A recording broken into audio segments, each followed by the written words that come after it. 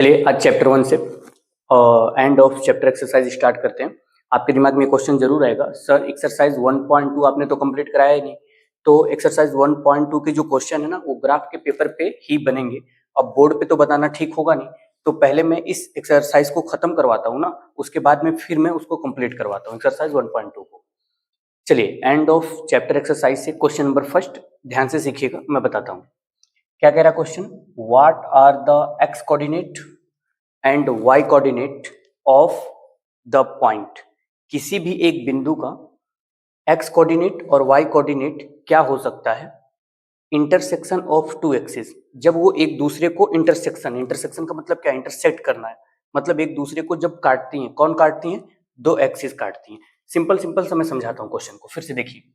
जब दो axis intersection मतलब एक दूसरे को काटती हैं किसी एक पॉइंट पे, तो उस पॉइंट के y कोऑर्डिनेट और x कोऑर्डिनेट क्या होंगे। ठीक है, चलिए मान लीजिए एक लाइन ऐसे आई जिसको कहा जाता है वर्टिकल, और एक लाइन ऐसे गई जिसको कहा जाता है हॉरिजॉन्टल। ठीक है, अब इस वाले वर्टिकल लाइन का नाम क्या होता है? y एक्सिस, और इस वाले का हॉरिजॉन्टल लाइन का नाम क्या होता है? x axis.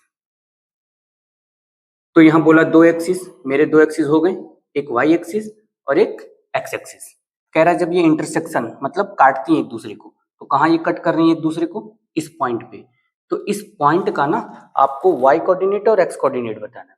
तो एक बात बताइए, हम लोगों ने इंट्रोडक्शन वीडियो में भी पढ़ा था और आपको पता भी होगा कि जब भी दो एक्सिस आपस में एक दूसरे को एक पॉइंट पे काटती हैं, तो उस पॉइंट को हम क्या कहते हैं? उस पॉइंट को हम कहते हैं ओरिजिन, या तो कहते हैं इंटरसेक्शन पॉइंट, या तो कहते हैं मूल बिंदु। और इस ओरिजिन का जो कोऑर्डिनेट होता है वो क्या होता है? एक्स का कोऑर्डिनेट भी जीरो होता है और वाई का कोऑर्डिनेट भी जीरो होता है। आप बोलोगे सर आपने दो बार क्यों लिखा? तो आपको तो पता ही होगा कि किसी भी पॉइंट के कोऑर्डिनेट को दो वैल्यू से दिखाया जाता है। जो फर्स्ट वैल्यू होती है वो एक्स होती है, जो सेकंड वैल्यू होती है वो वाई होती है। तो इसका आंसर मैं क्या लिख दूंगा? X coordinate is equal to zero और y coordinate is equal to zero. अगर आपको कुछ और ज्यादा एक्सप्लेन करके लिखना है ना, कि मतलब जहां पर ये x एक्सिस और y एक्सिस एक दूसरे को काटते हैं तो इस पॉइंट को क्या कहते हैं, तो आप ऐसे भी लिख दीजिएगा, इसी क्वेश्चन से लाइन उठाइएगा। द पॉइंट ऑफ इंटरसेक्शन, मैं लिख देता हूं the point of intersection of the two axis is called origin. और ज्यादा अच्छा हो गया आपका। ठीक है, तो क्वेश्चन नंबर 1 कंप्लीट हो गया। अब बढ़ते हैं क्वेश्चन नंबर 2 की। चलिए क्वेश्चन नंबर 2 पे आते हैं। क्वेश्चन नंबर 2 क्या कह रहा है? ये जो क्वेश्चन आपको दिख रहा है ना, पहले मैं इसको अच्छे से समझाने का प्रयास करता हूँ। क्यों? क्योंकि जब आप इस क्वेश्चन को वर्ड बाय वर्ड अच्छे से समझ लोगे ना, तो 50% सवाल आपका यहीं खत्म हो जाएगा। बाकी के जो 50% बचते हैं वो होता है सिंप्लीफिकेशन। ठीक है, तो पहले मैं प्रयास करूंगा कि इस क्वेश्चन को अच्छे से आपको समझाऊं। कह रहा क्वेश्चन में क्या? पॉइंट डब्ल्यू, कोई एक पॉइंट है जिसका नाम क्वेश्चन में दे रखा है डब्ल्यू, हैज एक्स कोऑर्डिनेट। उसका जो कोऑर्डिनेट है, अब किसी भी पॉइंट के कितने कोऑर्डिनेट होते हैं? दो कोऑर्डिनेट, एक होता है एक्स और एक होता है वाई। तो इस पॉइंट का जो एक्स कोऑर्डिनेट है वो इक्वल है, बराबर है टू -5 के। किसके बराबर है? -5 के। तो मतलब आप ये समझ जाओ ना कि डब्ल्यू का जो एक्स कोऑर्डिनेट है वो -5 है। फिर आगे क्या कह रखा है? कैन यू प्रेडिक्ट, क्या आप अंदाजा लगा सकते हैं the coordinate of point H. अब कोई एक पॉइंट एच है, अब डब्ल्यू को आप भूल जाओ, कोई एक नया पॉइंट आ गया जिसका नाम है एच, और उसके कोऑर्डिनेट को आपको बोल रहा है कि आप अंदाजा लगाओ कि क्या हो सकता है। Which is on the line, जो किसी लाइन पे है ना, और वो जो लाइन है थ्रो डब्ल्यू, डब्ल्यू से होके गुजरती। अब आप एक बात बताओ, डब्ल्यू कहाँ दिख रहा है आपको? तो डब्ल्यू एक्स कोऑर्डिनेट उसका है -5, तो ओरिजिन तो ये रहा। ठीक है, अब -5 है ये एक्स कोऑर्डिनेट, और एक्स कोऑर्डिनेट मौजूद किस पे होता है? एक्स एक्सिस पे। तो क्या मैं इधर चलूंगा? नहीं सर, -5 की तरफ चलना है, तो -5 यहाँ है। तो मतलब इस पॉइंट का नाम हो गया डब्ल्यू। ठीक है, इतना तो समझ में आया। अब क्या है, वो जो लाइन है, कौन सी लाइन? जिसपे एच मौजूद है, वो क्या होता है? गुजरता कहां से? डब्ल्यू से, और पैरेलल है टू वाई एक्सिस के। सर ये लाइन क्यों दे दिया, मैं बताता हूँ। अगर कोई लाइन है डब्ल्यू से होकर गुजर रहा है तो डब्ल्यू यहाँ पर है ना, ये पॉइंट का नाम, ये लाइन तो ऐसे भी गुजर सकती थी, ऐसे भी गुजर सकती थी, सीधी भी आ सकती थी। तो इसीलिए कंफर्म करने के लिए इसने बोला कि वो लाइन पैरेलल है वाई एक्सिस के। पैरेलल का मतलब एकदम इसके सीधाई पे, मतलब यहां से ऐसे ऐसे गुजर रही है। पैरेलल का मतलब होता है हर जगह इनके बीच जो डिस्टेंस होता है वो इक्वल होता है, और ये दोनों लाइन कभी आपस में मिलती नहीं है, ठीक है। तो लाइन अपना तैयार हो गया, और इसी लाइन पे एच पॉइंट होगा। कहाँ होगा पता लगाना आगे। विच क्वाड्रेंट कैन एच लाई इन। अब बताइए इस लाइन पे एच किस क्वाड्रेंट पे मौजूद होगा। थोड़ा सा मैं डिटेल में जानना चाहता हूँ। सबसे पहले देखिए, ये जो आपका वाई एक्सिस है और जो ये एक्स एक्सिस है, ये एक कार्टेशियन प्लेन तैयार कर दिया, ठीक है। अब इसमें बनते हैं 4 क्वाड्रेंट। ये क्वाड्रेंट होता है फर्स्ट, ये होता है सेकंड, ये होता है थर्ड, और ये होता है फोर्थ। कह रहा है कि एक लाइन है और वो लाइन क्या है, वाई एक्सिस के पैरेलल है, तो मैंने पैरेलल खींच दिया। अब बोलोगे सर यहाँ से क्यों खींचा, -4 से -3 से, तो उसने बोल रखा है कि वो डब्ल्यू से क्या होगी, डब्ल्यू से गुजरेगी, थ्रू द डब्ल्यू, तो मैंने डब्ल्यू से उसको गुजार दिया। इतना कॉन्सेप्ट क्लियर। अब पूछ रहा है इस लाइन पे एच मौजूद कहाँ पे होगा, तो देखिए 3 जगह मौजूद हो सकता है। या तो इस जो लाइन दिख रहा है ना आपको एक्स एक्सिस, इसके ऊपर मौजूद हो सकता है, यहाँ हो सकता है, यहाँ हो सकता है, यहाँ हो सकता है, यहाँ हो सकता है, कहीं भी इसके ऊपर। या तो एच पॉइंट इसी लाइन पे मौजूद हो सकता है, ठीक है। 2 कंडीशन। तीसरा क्या हो सकता है, इस लाइन के, कौन से लाइन के, एक्स एक्सिस के नीचे कहीं पर भी, चाहे यहाँ हो, चाहे यहाँ हो, चाहे यहाँ, चाहे यहाँ, चाहे यहाँ, कहीं मौजूद हो सकता है, ठीक है। आपसे ये नहीं पूछा है कि उसका जो नंबरिंग है वो कहाँ पर मौजूद होगा, बल्कि आपसे ये पूछा है कि उस किस क्वाड्रेंट पे मौजूद हो सकता है। अगर ऊपर में कहीं हुआ तो ये सेकंड क्वाड्रेंट होता है, क्योंकि फर्स्ट ये है तो सेकंड ये है। अगर इस पॉइंट जो है इस एक्सिस पे मौजूद हुआ तो मैं बोलूंगा वो एक्सिस पे ही मौजूद है। अगर नीचे कहीं मौजूद हुआ तो किस क्वाड्रेंट में होगा, थर्ड क्वाड्रेंट पे मौजूद होगा, ठीक है। चलिए सवाल को स्टार्ट करते हैं। तो सबसे पहले जो गिवन है मैं वही लिख देता हूं। मैं क्या देता हूं, क्या गिवन है कि W का जो x कोऑर्डिनेट है वो -5 के बराबर है, तो मैं लिख सकता हूं क्या, x coordinate of W is equal to -5। ये लिख दिया मैंने, ठीक है। मुझे पता लगाना है कि h जो है वो किस क्वाड्रेंट में लाई करता है, तो पहले मैं h के कोऑर्डिनेट लिख देता हूं। Coordinate of h is equal to, अब h के कोऑर्डिनेट क्या हो सकते हैं, ध्यान दीजिएगा। 2 कोऑर्डिनेट होंगे, 2 वैल्यू होंगी कोऑर्डिनेट के, एक x और एक y। x क्या होगा, देखिए ओरिजिन से कितने के डिस्टेंस पे और किस लाइन पे, x एक्सिस के लाइन पे, x एक्सिस के लाइन पे कितने के डिस्टेंस पे ये लाइन खींची गई है, तो -5। इनके बीच का डिस्टेंस कितना है, -5 के डिस्टेंस पे ये लाइन खींची गई है x ओरिजिन से x एक्सिस पे। तो h का जो x कोऑर्डिनेट हो जाएगा वो कितना हो जाएगा, -5, ठीक है। और जो y कोऑर्डिनेट हो जाएगा वो तो पता है ही नहीं, क्यों, h कहीं भी हो सकता है। अब ये क्लियर तो दे नहीं रखा कि 2 पे है, 3 पे है, 4 पे है, इसकी सीधाई पे, तो पता है नहीं, तो कहीं भी हो सकता है पॉजिटिव की तरफ, कहीं भी हो सकता है नेगेटिव की तरफ, तो मैं y की जगह y लिख लेता हूँ, ठीक है। कुछ भी नंबर हो सकते हैं। अब यहाँ पर सवाल में आपको ये दिखाना तो जरूरी होगा ना कि y की जगह कुछ भी हो सकता है, कोई भी नंबर हो सकते हैं। तो कोई भी नंबर का मतलब क्या होता है, पॉजिटिव के नंबर हो, नेगेटिव के नंबर हो, जीरो हो, डेसिमल में हो, तो सारे नंबर किस में इंक्लूड होते हैं, रियल नंबर में। तो मैं यहाँ एक लाइन लिख के ये दिखा दूंगा कि y की जगह कोई ना कोई रियल नंबर होगा, तो मैं लिख दूं where y is a real number. इससे ये पता लगता है कि y की जो वैल्यू होगी ना, y की वैल्यू जो होगी वो कोई ना कोई एक रियल नंबर होगा, ठीक है। चलिए अब देखिए इतना तो आपने समझा। अब ये पता लगाया जाए ना कि जो h पॉइंट है वो कहाँ पर लाई करता है, सेकंड क्वाड्रेंट में कि थर्ड क्वाड्रेंट में। अगर ऊपर की तरफ होगा तो सेकंड क्वाड्रेंट में, अगर इसी x एक्सिस पर ही मौजूद होगा तो हम लिख देंगे x एक्सिस पर ही लाई करता है। x एक्सिस से अगर नीचे की तरफ होगा तो मैं लिख दूंगा थर्ड क्वाड्रेंट में। चलिए कैसे लिखा जाएगा मैं वो बताता हूँ। इफ, यदि जो अपना y है वो बड़ा होगा 0 से, सर ये क्या लिखा आपने?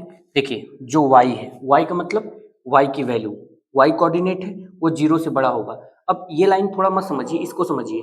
ये रहा हमारा ओरिजिन और ये 0 से बड़ा कब होगा? यहाँ बीच में होता है 0, जब 0 से ऊपर की तरफ उठेगा तो मतलब ये 0 से बड़ा होगा। तो जब y 0 से बड़ा होगा तब उस कंडीशन में then h lies in second quadrant.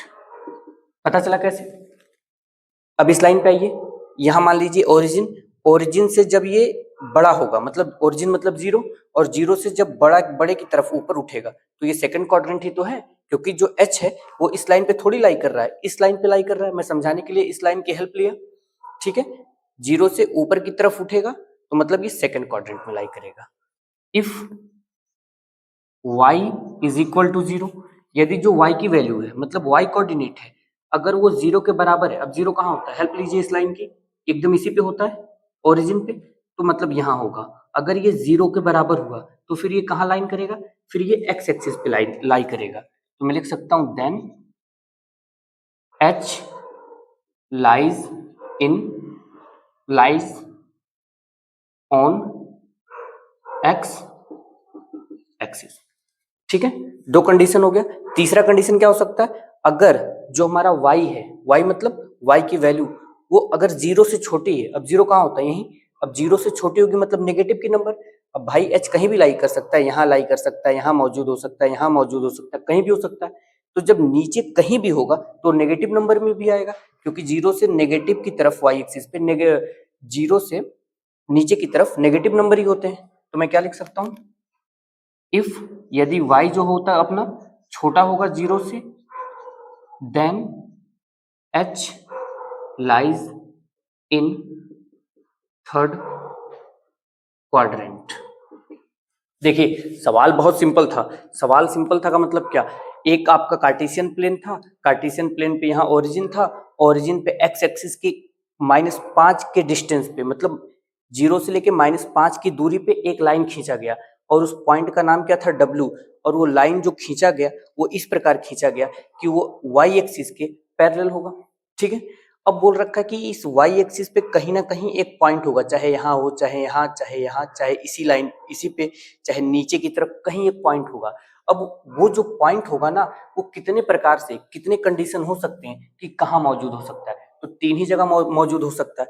अगर इस लाइन से एक्स एक्सिस के ऊपर कहीं भी मौजूद हुआ, यहाँ हुआ, यहाँ, यहाँ, यहाँ, यहाँ, तो किस घर में मौजूद होगा, किस क्वाड्रेंट में मौजूद होगा? तो सेकंड पे मौजूद होगा, क्योंकि फर्स्ट ये होता है, सेकंड ये होता है, तो वो सेकंड में मौजूद होगा। अगर इसी पे मौजूद हुआ, लाइन पे ही मौजूद हुआ, तो फिर कहाँ मौजूद हो जाएगा? वो एक्स एक्सिस पे होगा। अगर नीचे की तरफ कहीं भी वो लाइज करा मतलब मौजूद हुआ, उपस्थित हुआ, तो फिर वो कहाँ हो जाएगा? थर्ड क्वाड्रेंट में हो जाएगा। उसी को एक्सप्लेन करके दिखा दिया गया। क्वेश्चन नंबर सेकंड खत्म। नंबर थर्ड स्टार्ट करते हैं। क्वेश्चन नंबर थर्ड क्या कह रहा है? Consider the point. आपको इस पॉइंट को देखिए, देखना है पॉइंट कौन कौन से हैं, आर, और ये उसके कोऑर्डिनेट दे रखे हैं। ए पॉइंट है उसके कोऑर्डिनेट, पॉइंट एम है उसके कोऑर्डिनेट, और पॉइंट पी है उसके कोऑर्डिनेट। इफ यदि दे आर ज्वाइन, अगर इन पॉइंटों को हम मिला देते हैं इन द सेम ऑर्डर, एक निश्चित क्रम में, एक जैसे क्रम में, प्रेडिक्ट, उसके बाद फिर क्या करना है? अनुमान लगाना है। क्या अनुमान लगाना है? जब ये पॉइंट को हम आपस में ज्वाइन करेंगे, पॉइंट को ज्वाइन करेंगे तो कुछ ना कुछ एक फिगर तैयार होगा, कोई एक चित्र तैयार होगा, पॉलीगन तैयार होगा। ठीक है, और जब वो चित्र तैयार होगा तो उसके बाद उस चित्र को देख के, उस फिगर को देख के मुझे अनुमान लगाना है। क्या अनुमान लगाना है? Question number first, two sides of a RAMP, इस चारों पॉइंट को मिलाने पे जो फिगर तैयार होगा उस फिगर में कोई दो ऐसे साइड आपको बताने हैं जो परपेंडिकुलर ईच अदर, एक दूसरे पे परपेंडिकुलर हो। परपेंडिकुलर का मतलब क्या? कोई एक लाइन हो, उस पे कोई एक लाइन सीधी खड़ी हो, मतलब 90 डिग्री का एंगल क्रिएट करता हो। जैसे यहाँ पर ही आप देख लीजिए इस कार्टेशियन प्लेन में, इस लाइन को नीचे वाले को मत देखिए और इधर मत देखिए, ये जो सीधी लाइन आई है इस लाइन पे क्या है? एकदम सीधी की सीधी स्ट्रेट खड़ी है ना, तो ये जो लाइन है इस लाइन पे परपेंडिकुलर है। ठीक है, सेम वही आगे क्वेश्चन में अच्छे से समझ में आएगा। तो क्या कह रहा है? टू साइड को आपको पता लगाना है कि कौन से साइड वो परपेंडिकुलर है। सबसे पहला काम मैं क्या करूंगा? मैं इस पॉइंट को पहले यहाँ पर शो ऑफ करता हूँ, उसके बाद उसको मिलाता हूँ। चलिए, सबसे पहला पॉइंट अपना क्या है? आर। आर के कोऑर्डिनेट क्या है? 3, 0, मतलब x की वैल्यू 3 और y की वैल्यू 0। हम कहाँ रहेंगे? ओरिजिन पे। ओरिजिन पे मुझे सबसे पहले x की वैल्यू चलनी 3, तो मैं 3 की तरफ चलूंगा। मैं पहुंचा यहाँ पर, उसके बाद बोल रहा है 0। 0 मतलब y की वैल्यू ना तो ऊपर की तरफ जाना ना तो नीचे, मतलब यहीं पर रह जाना मुझे। और इस पॉइंट का नाम क्या हो जाएगा? r। फिर ए पॉइंट मुझे बनाना है जिसके कोऑर्डिनेट क्या है? x की वैल्यू 0 और y की वैल्यू -2। मतलब x पे तो मुझे कहीं नहीं जाना, लेकिन y पे मुझे कहाँ जाना? -2। -2 मतलब नीचे की तरफ, यहाँ। ठीक है, और इस पॉइंट का नाम क्या हो जाएगा? Point A. फिर मुझे पॉइंट एम बनाना है। पॉइंट एम पे x की वैल्यू कितनी है? -5। पहले मैं रहूंगा स्टार्टिंग में कहाँ पर? ओरिजिन पे ही। ओरिजिन पे मैं क्या चलूंगा? -5। -5 किधर है? x की वैल्यू इस तरफ, यहाँ। और -5 के बाद फिर मुझे y की वैल्यू -2 चलनी है। -2 नीचे की तरफ होता है, तो -2 यहाँ थोड़ा सा चलूंगा तो -1 की सिधाई पे आ गया मैं। फिर थोड़ा सा और नीचे चलूंगा तो -2 के सिधाई पे आ गया, तो मैं यहाँ एक पॉइंट दे देता हूँ। ठीक है, बार ग्राफ पेपर पे बनाइएगा तो पूरा एकदम डिट्टो सही बनेगा ये। ठीक है, ये थोड़ा सा बोर्ड है इसलिए थोड़ा सा आगे पीछे हो सकता है। चलिए, इस पॉइंट का नाम मैं क्या दे दूंगा? एम। फिर मुझे बनाना है पॉइंट पी। अब पी पॉइंट कैसे बनाऊंगा? तो पी के कोऑर्डिनेट है -5। सबसे पहले मैं ओरिजिन पे ही रहूंगा। -5 मतलब x की वैल्यू -5, क्योंकि सबसे फर्स्ट वैल्यू x की होती है। मुझे -5 चलना है, तो -5 कहाँ आऊंगा मैं? यहाँ पर। -5 के बाद फिर y की वैल्यू मुझे 2 चलनी है। ठीक है, 2 ऊपर की तरफ, ये हुआ 1 और ये हुआ 2 यहाँ। और इस पॉइंट का नाम क्या हो गया? Point P. अब इसको ज्वाइन करना है सेम ऑर्डर में। सेम ऑर्डर का मतलब पहले R से A को ज्वाइन करेंगे, A से M को ज्वाइन करेंगे, M से P को ज्वाइन करेंगे, फिर P से R को ज्वाइन कर देंगे। चलिए, R से A को ज्वाइन करते हैं। R ये रहा और ये A हुआ। ठीक है, ज्वाइन कर दिया। फिर A से M को ज्वाइन करेंगे। A यहाँ पर है और ये M, ये ज्वाइन हो गया। फिर M से P को ज्वाइन करेंगे, M से P को ज्वाइन किया। फिर P से किसको ज्वाइन कर देंगे? R को। P से मैंने ज्वाइन किया R को। ये कुछ एक चित्र आपको दिखा। ठीक है, ये जो फिगर निकल के आया, अब इसी में देख के आपको प्रेडिक्ट करना है, अनुमान लगाना है और क्वेश्चन का आंसर करना है। कह रहा है 2 साइड्स, 2 ऐसी साइड्स बताओ RAMP इस फिगर में, दैट जो परपेंडिकुलर हो एक दूसरे पे। अब ध्यान से देखिएगा, कौन से साइड यहाँ देखने के बाद आपको परपेंडिकुलर लग रहा है? ये देखिए, एक ये तो लाइन सीधी है, थोड़ी सी हल्की सी टेढ़ी हो गई, लेकिन ध्यान दीजिएगा ये सीधी ही बनेगी। और एक लाइन ये सीधी। ठीक है, यहाँ 90 डिग्री का एंगल बन रहा है। बाकी ये देखिए, ये थोड़ा सा झुका हुआ है और ये तो पूरा स्पष्ट दिख रहा है कि ये झुका हुआ है, तो ये दो लाइन तो होगी नहीं। यही दोनों लाइन एक दूसरे के ऊपर क्या है? परपेंडिकुलर है। अब समझिए कैसे परपेंडिकुलर है। मान लीजिए आप यहाँ पर खड़े हैं, यहाँ पर। ठीक है, आपका ये बेस हो गया, नीचे वाला मतलब बेस हो गया, जमीन हो गया। तो कोई ना कोई देखिए, एक बिल्डिंग आपकी एकदम सीधी स्ट्रेट खड़ी है। ठीक है, आपने बोला जी सर ये तो ठीक लग रहा है कि एमपी जो है स्ट्रेट खड़ी है, लेकिन ये कहाँ सीधी खड़ी है? अब आप मान लीजिए, आप यहाँ खड़े हो जाइए इस पोजीशन पे, आप इसको जमीन मान लीजिए, ये जमीन है। तो आप यहाँ से अगर देखिएगा तो ये सीधी दिखेगी आपको कि कोई ना कोई एक सीधी लाइन खड़ी है, कोई एक बिल्डिंग खड़ी है। तो ये भी लाइन तो सीधी है। ये जमीन अगर मानोगे तो इस जमीन पे ये लाइन सीधी खड़ी है। अगर यहाँ से देखोगे, इसको जमीन मानोगे, जमीन मतलब बेस मानोगे, तो ये लाइन सीधी दिख रही है। तो ये दोनों लाइन एक दूसरे पे सीधी खड़ी है, मतलब परपेंडिकुलर खड़ी है। तो आपका आंसर क्या हो जाएगा? आपका आंसर ये हो जाएगा कि पी एम, जो पी एम है वो क्या है? परपेंडिकुलर है किस पे? एम ए पे। एम ए पे। ठीक है, ये तो रहा फिगर से देख के बनाना, इसका आंसर देना। लेकिन इसने कहा है ना कि बिना फिगर को प्लॉट किए आप ये कैसे जान पाओगे कि ये एक दूसरे पे परपेंडिकुलर है। उसके लिए देखिए क्या करना हमें। पहले मैं इसके कोऑर्डिनेट को लिखता हूँ थोड़ा सा, मैं डायरेक्टली यही समझा देता हूँ आपको। देखिएगा, आर में और ए में पहले मिलाइए। आर का जो एक्स कोऑर्डिनेट है वो 3 है और ये जो इसका एक्स कोऑर्डिनेट है वो 0 है। इसका जो वाई कोऑर्डिनेट है वो 0 और इसका -2, दोनों में कुछ सेम नहीं मिल रहे हैं, छोड़िए इन दोनों को। अब ए और एम में देखिए, ए और एम में देखिए, जो इसका एक्स कोऑर्डिनेट है वो 0 है और इसका -5, नहीं मिला सेम। इसका जो वाई कोऑर्डिनेट है वो -2 है और इसका जो वाई कोऑर्डिनेट है वो क्या है? -2 है। ठीक है, मतलब ए और एम में वाई कोऑर्डिनेट दोनों में सेम है। तो जब कभी किसी भी पॉइंट के वाई कोऑर्डिनेट सेम होते हैं तो उनसे जो लाइन बनती है ना, वो कैसी लाइन बनती है? हॉरिजॉन्टल लाइन बनती है। याद रखिएगा, जब y कोऑर्डिनेट सेम होता है तो उन पॉइंट से, उस कोऑर्डिनेट से जो लाइन बनता है वो कैसा बनता है, हॉरिजॉन्टल बनता है। ठीक है, मतलब कुछ इस प्रकार लाइन बनेगा हॉरिजॉन्टल, और ये एकदम सीधी बनेगी। ठीक है, चलिए अब m और p में मिलाते हैं। m और p में, mp में देखिए, इसका जो x कोऑर्डिनेट है वो क्या है, -5, और इसका जो x कोऑर्डिनेट वो क्या है, -5। मतलब इन दोनों के x कोऑर्डिनेट सेम है, y कोऑर्डिनेट सेम नहीं है, क्योंकि यहाँ -2 है, यहाँ 2 है, तो यहाँ क्या सेम है, x कोऑर्डिनेट इसके सेम है। तो जब किसी पॉइंट में x कोऑर्डिनेट सेम होते हैं तो जो लाइन बनती है उन पॉइंटों से मिलके, वो कैसी बनती है, वर्टिकल बनती है। क्या बोला मैंने, कि जब किसी पॉइंट के y कोऑर्डिनेट सेम होते हैं तो y कोऑर्डिनेट सेम होने के कारण जो लाइन बनती है वो बनती है हॉरिजॉन्टल, और जब कभी किसी पॉइंट में x कोऑर्डिनेट सेम होते हैं तो उन पॉइंटों से जो लाइन बनती है वो बनती है वर्टिकल।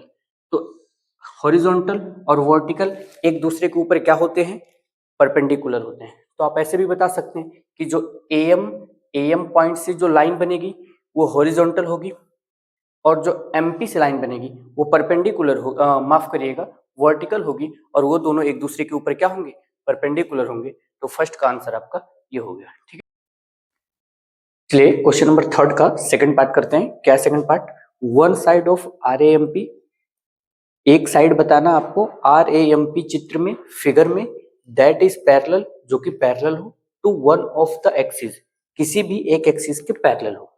कह रहा है कि जो RAMP अपना फिगर बना है, RAMP फिगर बना है, उसमें आपको कुछ एक साइड देखनी है, वन साइड देखना है जो पैरेलल हो, किसके पैरेलल हो, किसी भी एक एक्सिस के पैरेलल हो। पहले तो मैं ये बताता हूँ कि आप फिगर को देखिए और पहचानिए। आपको दिख रहा है ये जो MA साइड है, M और A, M पॉइंट और A पॉइंट से मिलके जो साइड बना है वो x एक्सिस के एकदम क्या है, पैरेलल। कैसे पैरेलल, पैरेलल का मतलब होता है जिनके बीच का डिस्टेंस सेम हो। अब यहाँ से लेके यहाँ तक की कितने नीचे तक आई है, -2 के नीचे तक आई है ना, यहाँ से चली है, और इसके यहाँ तक डिस्टेंस कितना है, -2। और यहाँ देखिए ओरिजिन से भी ये कितने नीचे तक आई है, -2। मतलब यहाँ से भी यहाँ -2 और यहाँ से भी यहाँ -2, मतलब इनके बीच का डिस्टेंस क्या है, सेम है। तो सेम है मतलब ये जो x एक्सिस है ये इस लाइन के क्या है, पैरेलल है। तो मैं लिख सकता हूँ, क्या लिख सकता हूँ, MA parallel to x axis. ये तो बात हुआ फिगर को देख के। अब बिना फिगर को देख के कैसे पता लगाया जा सकता है, तो आप याद रखिएगा कि x एक्सिस के पैरेलल हमेशा कौन सी लाइन होती है, हॉरिजॉन्टल। देखिए हॉरिजॉन्टल मतलब लेटी हुई लाइन, हॉरिजॉन्टल कैसे खींची जाती है, इस प्रकार, और वर्टिकल कैसे खींची जाती है, इस प्रकार।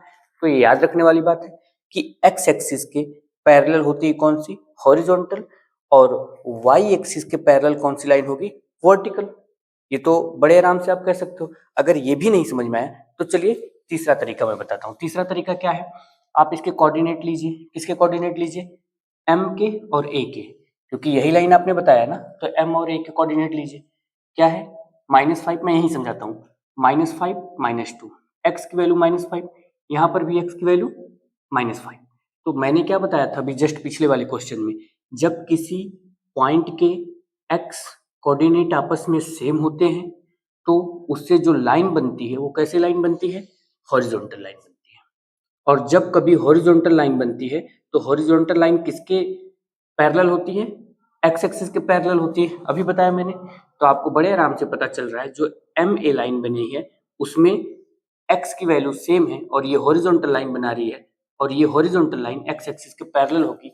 आप बिना फिगर को देखे ही आप इसका आंसर कर सकते हो। ठीक है, चलिए थर्ड पॉइंट पे आते हैं। थर्ड का क्वेश्चन क्या कह रहा, 2 पॉइंट, दो बिंदु, दैट जो one mirror image of each other in one axis. कह रहा है ये कि कोई एक ऐसा एक्सिस है जिस एक्सिस पे दो पॉइंट ना आपस में मिलकर क्या बनाते हो, मिरर इमेज बनाते हो। उसके बाद फिर इसी में आपको आगे क्या बताना है, which axis will this be, तो वो एक्सिस कौन सा होगा जिस एक्सिस पे मिरर इमेज बन रहा है। सबसे पहले मैं मिरर इमेज समझाता हूँ आपको, क्या होता है मिरर इमेज। देखिएगा, एक मैं मिरर बनाता हूँ, शीशा बनाता हूँ एक, ठीक है, कुछ इस टाइप से। अब मिरर पे क्या होता है ना, मिरर पे जितने डिस्टेंस पे आप रहेंगे खड़ा, जैसे मतलब मिरर से, शीशे से आप मान लीजिए 1 यूनिट पे खड़े हैं, तो जो आपका फिगर बनेगा, जो आपका चित्र बनेगा शीशे के अंदर, वो भी कितने दूर पे बनेगा, 1 यूनिट के ही डिस्टेंस पे अंदर बनेगा। कहने का मतलब जितना आप शीशे से दूर होते जाइएगा, उतना ही आपका जो चित्र बनता है शीशे के अंदर, उतनी ही दूरी पे बनता है। जितना आप शीशे के पास आइएगा, उतना ही जो आपके शीशे का अंदर का चित्र बनता है वो भी कितना पास आता चला जाता है। तो पूरा पूरा का मतलब समझने का मतलब ये है कि मिरर इमेज उसे कहते हैं जो शीशे के अंदर का डिस्टेंस और शीशे के बाहर का डिस्टेंस दोनों सेम हो। या तो आप इस प्रकार समझ लीजिए कि दो पॉइंटों का डिस्टेंस किसी एक्सिस से सेम हो, मतलब अगर ऊपर की तरफ 2 यूनिट के ऊपर गया तो नीचे की तरफ भी वो 2 यूनिट ही होना चाहिए। ऐसे ही पॉइंट्स को, ऐसे ही चित्र को, फिगर को हम क्या कहते हैं, मिरर इमेज कहते हैं। ठीक है, चलिए अब यहाँ पर पहले तो आप देख लीजिए इस चित्र को ही देख के, इस फिगर को देख के कि कौन सा ऐसा पॉइंट, दो पॉइंट है जो मिरर इमेज बना रहा है। तो आपको बड़े स्पष्ट रूप से दिख रहा होगा कि एक पॉइंट M और एक पॉइंट P, ये दोनों मिरर इमेज बना रहे हैं। क्यों? ध्यान दीजिए, ये रहा आपका एक्सिस, और कौन सा axis, x axis. X axis से इस पॉइंट की दूरी P वाले की कितने ऊंचाई पे है, यहां से देख लीजिए 1 2, मतलब 2 यूनिट ऊपर है। और इस एक्सिस से इस पॉइंट की दूरी, किस पॉइंट की, M की दूरी कितनी है, यहां देख लीजिए, यहां से पता लगाइए, -1 -2, मतलब -2 की डिस्टेंस पे है, मतलब दोनों की दूरी क्या है, सेम है। तो ये दोनों पॉइंट कौन सी इमेज बना रहे हैं, मिरर इमेज बना रहे हैं। तो मैं लिखूंगा कैसे, पॉइंट P, ये जो पॉइंट P इसका कोऑर्डिनेट में लिख देता हूँ -5, 2 एंड पॉइंट M इसका कोऑर्डिनेट में लिख देता हूँ -5, -2 आर मिरर इमेजेस। ठीक है, फिर अगला क्या पूछा, which axis will this be. अब ये जो मिरर इमेज बना वो किस एक्सिस पे बना, देखिए मैंने किसको लेके माना, एक्स एक्सिस को लेके माना। एक्स एक्सिस से पॉइंट P जितने दूरी पे है, एक्स एक्सिस से पॉइंट M भी उतने ही डिस्टेंस पे है। तो मतलब ये किस किस एक्सिस पे बन रहा है, तो ऑन एक्स एक्सिस। ठीक है, ये आपका फाइनल आंसर हो गया। लेकिन ये तो आपने क्या किया, फिगर को देख के किया। मान लीजिए आपके सामने फिगर ना हो, क्योंकि उसने बोल रखा कि प्रेडिक्ट करके, अनुमान लगा के बताना, कि फिगर को आपको सामने नहीं रखना है, तो फिर आप कैसे बनाओगे। तो जब भी कभी आपके सामने मिरर इमेज का क्वेश्चन आ जाए, तो आप वहां पर ये याद रखिएगा कि जो मिरर इमेज में दो पॉइंट होंगे, उसमें जो एक्स की वैल्यू होगी वो सेम होगी, और जो y की वैल्यू होगी वो भी सेम होगी, खाली उनके साइन का डिफरेंस होगा, मतलब उनके साइन का अंतर होगा, एक पॉजिटिव होगा तो एक नेगेटिव होगा। अब थोड़ा सा आप समझिए इस प्रकार कि देखिए, आप थोड़ा सा सोचिए कि कोई एक पॉइंट P है और उसकी x की वैल्यू -5 है, मतलब ओरिजिन से आप ऐसे ड्रॉ कर लेना, थोड़ा सा ओरिजिन से -5 की तरफ गया कोई एक पॉइंट P, और फिर y की तरफ 2 गया, मतलब ऊपर की तरफ गया। ऐसा तो कर ही सकते हो बिना इसको बनाए। और फिर आप याद रखिएगा कि कोई पॉइंट M है, वो भी कितने डिस्टेंस पे है, -5 के डिस्टेंस पे है एक्स एक्सिस पे, और फिर y पे कितना, -2, मतलब -2, मतलब ऊपर +2 नीचे -2, और ये एक्सिस कौन सा था, x था।